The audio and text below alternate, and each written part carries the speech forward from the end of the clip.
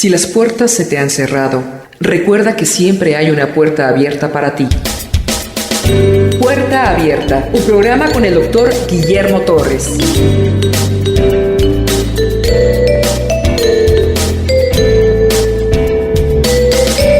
Capítulo 9 del libro de Hechos. Aquí se da una de las conversiones más espectaculares de un hombre que venía del judaísmo, perseguidor de los cristianos, y de un momento para otro ya viene en sentido contrario, teológicamente hablando. Hablo de la conversión de Saulo de Tarso, que posteriormente es llamado Pablo. No tiene mucho que él había consentido la muerte del primer mártir del cristianismo, que se llamó Esteban. Y luego, posteriormente a eso, lo vemos respirando amenazas, dice la Biblia, un enojo, un celo por las cosas de su Dios, y dice: estoy dispuesto a dar todo en contra de aquellos herejes que están en contra del judaísmo que yo conozco, que nos ha sido dado por Moisés, Abraham, Isaac, Jacob, fariseo de fariseos, educado a los pies de Gamaliel. Estaba sumamente enojado porque estaban diciendo ahora que se seguía a un hombre hereje que había dicho que el templo lo podían derrubar y él lo podía construir en 3 días. También se decía que él se atrevía a perdonar pecados. Capítulo 9. Saulo, respirando aún amenazas y muerte contra los discípulos del Señor, vino al sumo sacerdote y le pidió cartas, licencias, permisos para la sinagoga de Damasco, donde se reunían los judíos en Damasco, a fin de que si hallase ahí algunos hombres o mujeres de este camino, aquellos que estaban siguiendo el camino de Jesucristo. Recuerden que Jesús dijo: yo soy el camino, la verdad y la vida. Dice que fue a buscar a los del camino, a los que seguían a Jesús, respirando amenazas de muerte. Mas yendo por el camino, aconteció que al llegar cerca de Damasco, lugar donde iba, repentinamente le rodeó un resplandor de luz del cielo, y cayendo en tierra, seguramente iba montado en alguna bestia, oyó una voz que le decía: Saulo, Saulo. Esto caracteriza mucho a nuestro Señor Jesucristo. Recuerden cuando reprende a Marta: Marta, Marta. Característico del Señor: Saulo, Saulo, ¿por qué me persigues? Si persigues a la iglesia, me persigues a mí. ¿Por qué me persigues? Él dijo: ¿quién eres, Señor? Desde este momento sospecha que él está teniendo una teofanía. Teofanía es un encuentro así con Dios. Actualmente la gente está sedienta de teofanías. Y se le apareció en la noche y le dijo: fulano, fulano, ve y pide dinero en esa iglesia. Nada de eso sucedió en mi vida. Fue el acercamiento a la palabra, el estudio frecuente a la palabra, la paciencia de mis pastores que me amaron y me aman tanto. Eso fue lo que se dio la conversión en mí. La Biblia dice que si usted ha creído en Jesucristo como el Mesías, el Hijo del Dios, usted es creyente y el Espíritu Santo mora en usted. No tiene por qué tener una teofanía así. Saulo me es instrumento escogido especial. Pablo, de ser perseguidor, se vuelve en perseguido. Pablo empieza a sospechar que esto es sobrenatural, porque una voz del cielo: ¿quién eres? Señor. O sea, Señor nada más se le dice a Dios. Y le dijo: yo soy Jesús, a quien tú persigues. Eurípides, en uno de sus escritos, dijo: duro es dar coces al aguijón. ¿Cómo es que Jesús ocupa una frase que un tal Eurípides dijo? Dios puede hacer lo que Él quiere, porque es Dios. Muchas veces tiene que usar lenguaje para que nosotros entendamos. Quiero aclarar que en esta parte, duro te es dar coces en el aguijón, no vienen los originales. Pero más adelante sí vienen los originales. El aguijón es una punta que usan en el ganado para cuando van 2 bueyes. Si un buey quiere jalar para acá, le pican es un palo y en la punta tiene fierro. Coces es patear. Hay animales que cuando lo puncean, patean el aguijón y ellos mismos se lastiman. Pablo, estás pateando el aguijón y tú te estás lastimando. Es como si usted se enoja mucho y se pone a patear la pared. ¿Quién se va a lastimar? Y eso pasa cuando estamos en contra del Señor Jesucristo. A veces, ya sabiendo que Él es el Señor, insistimos en la necedad. seguimos pecando, damos coces contra el aguijón. Dura cosa te es dar coces contra el aguijón. Él, temblando y temeroso, dijo: Señor, ¿qué quieres que yo haga? Y el Señor le dijo: levántate y entra en la ciudad, y se te dirá lo que debes de hacer. Y los hombres que iban con Saulo se pararon atónitos, oyendo a la verdad la voz, mas sin ver a nadie.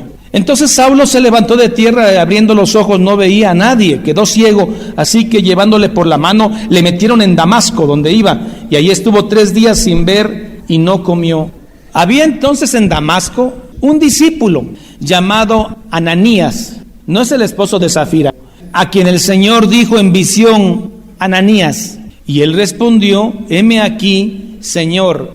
Y el Señor le dijo: levántate y ve a la calle que se llama Derecha, y busca en casa de Judas, no Iscariote, otro Judas, a uno llamado Saulo de Tarso, porque he aquí él ora. Saulo está ciego, lleva 3 días sin ver, pero no se está quejando, no se está lamentando, porque él era un hombre de mucha convicción espiritual. Él ora. La oración tiene un efecto restaurador en la vida del creyente. Tiene un efecto de poder, de consolación, de presencia y comunión con Dios. Cuando alguien ora, no importa la prueba, él permanece en confianza en Cristo. Ejemplo maravilloso que Pablo da desde un inicio. Él estaba orando y ayunó. Yo le exhorto, ore. Pero no ore diciendo: Señor, yo voy a orar porque voy a recibir al rato. Señor, voy a orar porque necesito que me des un carro último modelo, color morado. No, ore, porque usted necesita orar. Jesús oró. Si no fuese necesario orar, entonces ni Jesús hubiera orado. Dice: y él, Pablo, ha visto en visión a un varón llamado Ananías, que entra y le pone las manos encima para que recobre la vista. La visión la tuvo tanto Saulo como Ananías. Ananías le dice: ve, porque Saulo ha visto que tú entras y le pones las manos encima. Entonces Ananías respondió: Señor, he oído de muchos acerca de este hombre, cuántos males ha hecho a tus santos en Jerusalén, y aún aquí tiene autoridad de los principales sacerdotes para prender a todos los que invocan tu nombre. A lo mejor Dios no sabe, no vio que Saulo estaba persiguiendo tu iglesia. Pero ¿qué es lo que está pasando acá? Ananías no quiere ir porque tiene miedo. Saulo, el perseguidor, hombre de temer, inteligente. El mismo Pedro le tenía miedo. Sigamos con la historia. El Señor le dijo: ve, porque instrumento escogido me es Saulo, para llevar mi nombre en presencia de los gentiles y de reyes y de los hijos de Israel, también a los judíos. Y luego viene algo maravilloso, hermano, para ese evangelio de color de rosa que te presentan hoy. Ese evangelio que te dice: ven a Jesús y Él te va a dar todo lo que le pidas y tus problemas se van a acabar y no vas a ser rico y recibe. Miren, hermanos, porque yo le mostraré a Pablo, a Saulo, cuánto le es necesario padecer por mi nombre. Pablo, antes de morir, acuérdense en la carta de Timoteo, la 2, dice: el Señor ya me ha revelado que estoy listo para ser sacrificado. Le había dicho cómo, cuándo y dónde lo iban a decapitar a Pablo. ¿Y Pablo se queja? No. Pablo, gozoso, dice: para mí el vivir es Cristo y morir es ganancia. Estaba preparado espiritualmente.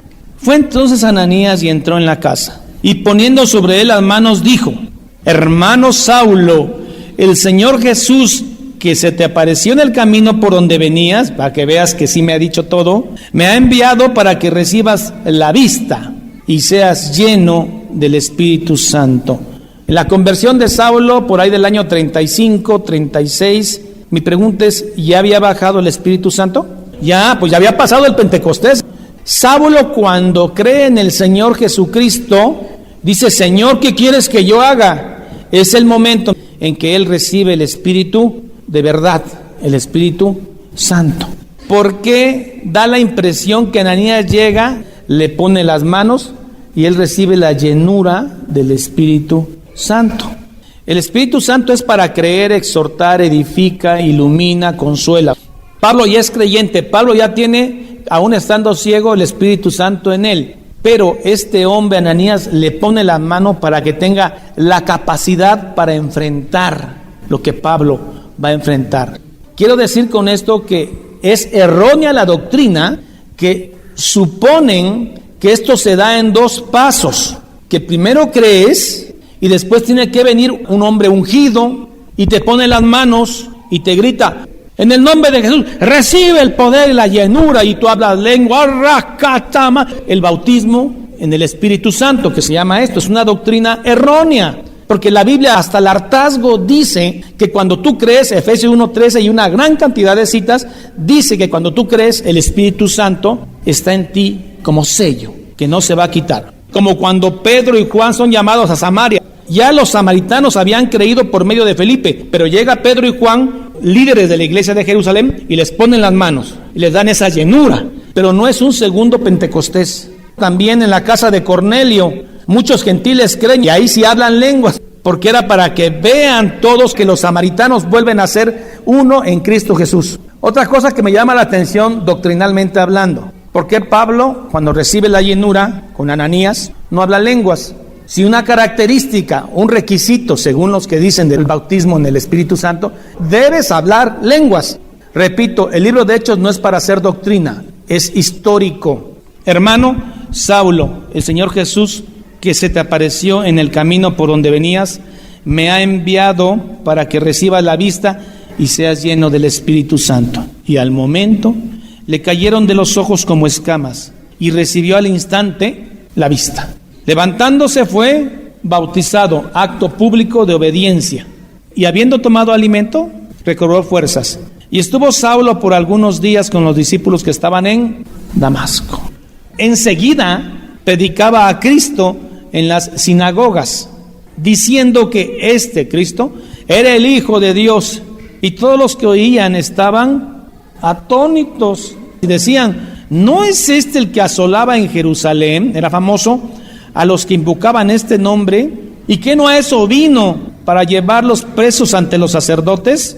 Pero Saulo mucho más se esforzaba y confundía a los judíos que moraban en Damasco, demostrando que Jesús, al que él perseguía antes, era el Cristo, el Mesías, el Hijo de Dios Altísimo, mismo Dios hecho carne. ¿No se acuerda cuando usted era perseguidor de cristianos? Le gustaba envilecerlos, le gustaba burlarse de ellos. Me acuerdo que yo preparaba doctrina en contra de los creyentes. Tantito alguien me decía: que Dios te bendiga. A ver, ¿por qué Dios te bendiga? Eres un hombre inseguro, por eso te inventas a Dios. Duro era dar coces al aguijón. Y ahora, hermanos, predicamos el dulce nombre de Jesucristo. Somos creyentes. Y lo dice: pasados muchos días, es una forma de decir pasó mucho tiempo. Pasaron 3 años. Del verso 22 al verso 23 pasaron 3 años, donde Saulo se va al sur de Damasco, cerca de ahí, que ya es Arabia, y predica. Hay cierto misterio en qué es lo que pasó ahí. A veces en las iglesias cristianas evangélicas apenas conoces 3, 4 versículos, pero tienes elocuencia y tienes verbo, como se dice en el mundo, y te ponen a predicar. Cuando alguien se pone al púlpito a dar enseñanza, debe haber sido enseñado. No cualquiera debe enseñar. Debe enseñar el que ha aprendido. ¿Cuánta gente impreparada, motivacional, expertos en hacer reír a la gente están en los púlpitos? Y tan carentes de doctrina. Saulo escapa de los judíos. Pasados muchos días, los judíos resolvieron en consejo matarle.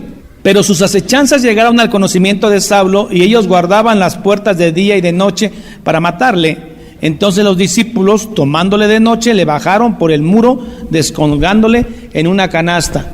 Damasco es característica de las ciudades grandes. Eran amuralladas. Había puertas donde comerciaban, había alguna puerta donde hacían juicios, pero a un lado había murallas de 2 pisos, ¿sí? Al apóstol Pablo lo dejan caer en una canasta. Cuando llegó a Jerusalén, trataban de juntarse con los discípulos, pero todos les tenían miedo, no creyendo que fuese discípulo. Bernabé intercede, dice: tomándole, lo trajo a los apóstoles y les contó cómo Saulo había visto en el camino al Señor, el cual había hablado, y cómo en Damasco había hablado valerosamente en el nombre de Jesús. Y entonces estaba con ellos en Jerusalén, y entraba y salía con Pedro, Juan, y hablaba denodadamente en el nombre del Señor, y disputaba con los griegos, pero estos procuraban matarle. Cuando supieron esto, los hermanos le llevaron hasta Cesarea y le enviaron a Tarso. Entonces las iglesias tenían paz por toda Judea, Galilea y Samaria. Saulo deja de perseguir la iglesia y baja la persecución. Y entonces es el tiempo que aprovecha la iglesia para edificar a los hermanos y fortalecerlos en la palabra de Dios. Y eran edificadas las iglesias andando en el temor del Señor y se acrecentaban fortalecidas por el Espíritu Santo, preparados para la persecución que ya venía, brutal persecución.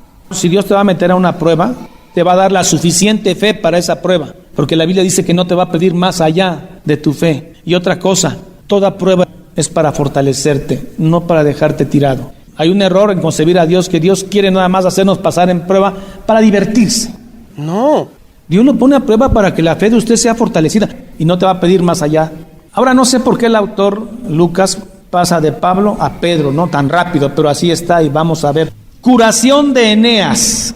Aconteció que Pedro, visitando a todos, vino también a los santos que habitaban en Lida, un lugar muy antiguo que se llamaba Lot, a 16 kilómetros de Jope, y halló ahí a uno que se llamaba Eneas, que hacía 8 años que estaba en cama, pues era paralítico.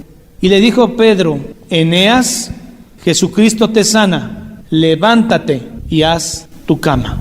Y enseguida y inmediatamente se levantó, y le vieron todos los que habitaban en Lida y en Sarón, el valle, los cuales se convirtieron al Señor. No toda la gente que ve milagros se convierte. La gente normalmente se convierte por oír, y oír palabra de Dios.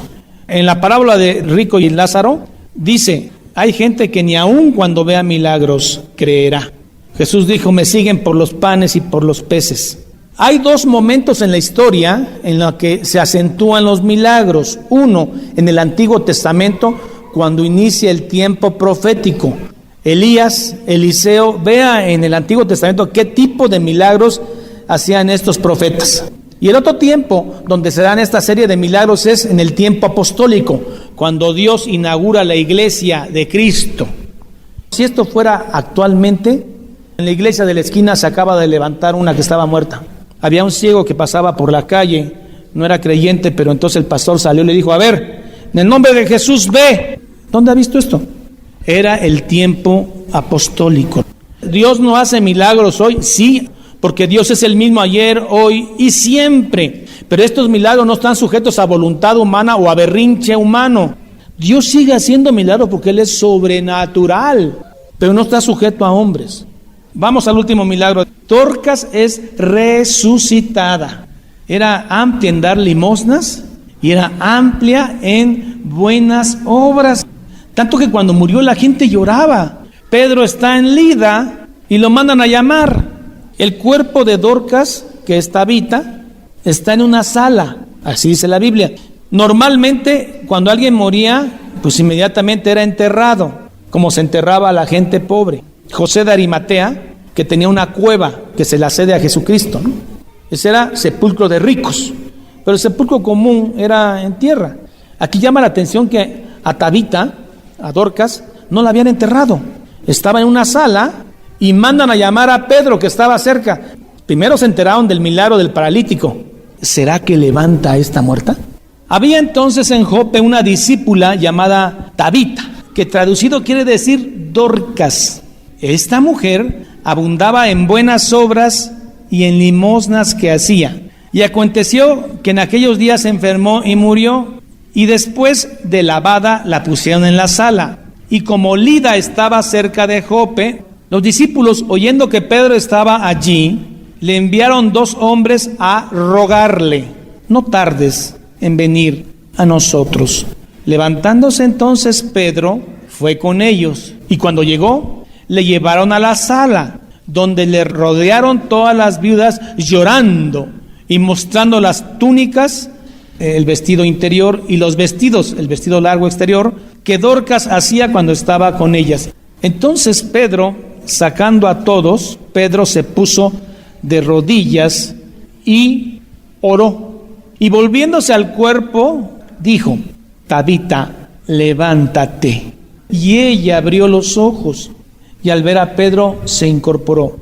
Y él, dándole la mano, la levantó.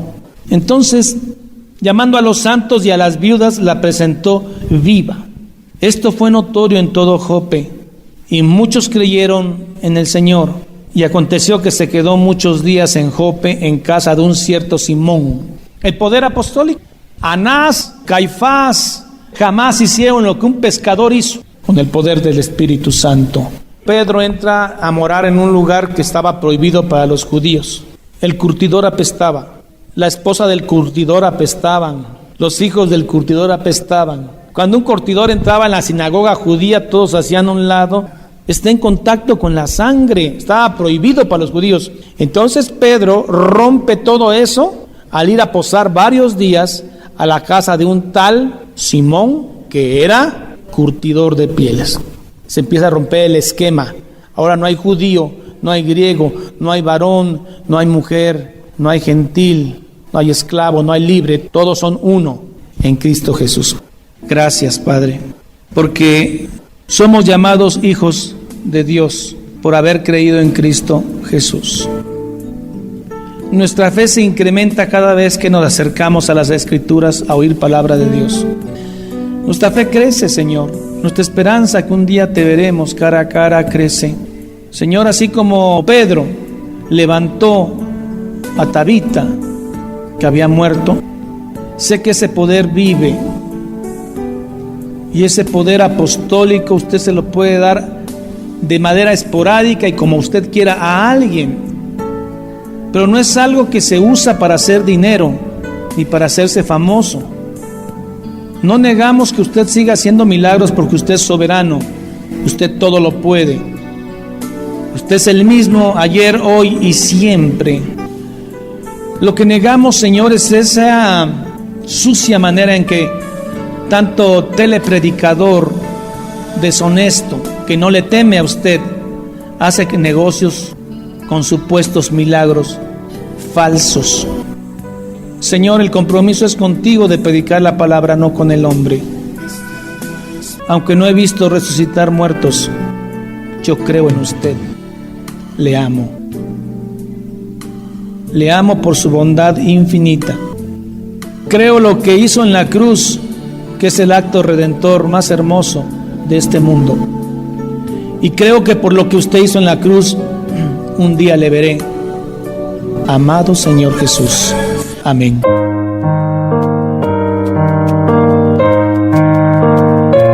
Jehová es mi pastor, nada me faltará. En lugares de delicados pastos me hará descansar. Junto a aguas de reposo me pastoreará. Confortará mi alma. Me guiará por sendas de justicia por amor de su nombre. Aunque ande en valle de sombra de muerte, no temeré mal alguno, porque tú estarás conmigo. Tu vara y tu callado me infundirán aliento. Aderezas mesa delante de mí en presencia de mis angustiadores. Unges mi cabeza con aceite, mi copa está rebosando. Ciertamente el bien y la misericordia me seguirán todos los días de mi vida, y en la casa de Jehová moraré por largos días. Salmo 23. Esta es la paz que Dios te da a través de su palabra. Busca un grupo de personas que te ayuden a leer e interpretar la Biblia. Te invitamos a escuchar el programa Puerta Abierta con el Dr. Guillermo Torres, pastor de la iglesia La Familia de Dios. Todos los días de 9 a 10 de la noche por esta estación y a través de internet www.guillermotorres.com.mx.